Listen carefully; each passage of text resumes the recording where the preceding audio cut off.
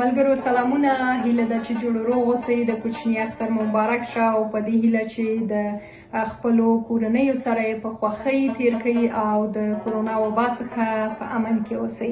ستاسو سره غواړم چې خپل یو آزاد نظم چې تیر کال د اختر په شپه مې لیکلی و هغه شریک کړم په دې هیله چې ستاسو خوښ شي. عنوان دی پردیس اختر.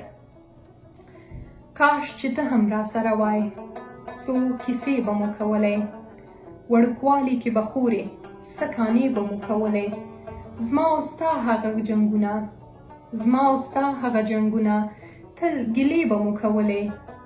د وړوکتوب جنتي ورځې شوخۍ ښې به مو کولی، چې به شولو مرورې سوال زارې به مو کولی. د یو بل خواته به ناستې، څه نخرې به مو کولی. په کټ کټ به په خندا شو، دواړې بیرته به پخلا شو. پلاره ته هم را یادېږې، په زړګي مې راورېږې. ستا بریتونو کې مسکا مې د ژوندون ټوله ښکلا وه. خو چې ته کله خفه وې، زما به ورځ هم لکه شپه وه. کله کور ته چې به راغلې، مورې ښه لګېده ستا غږ.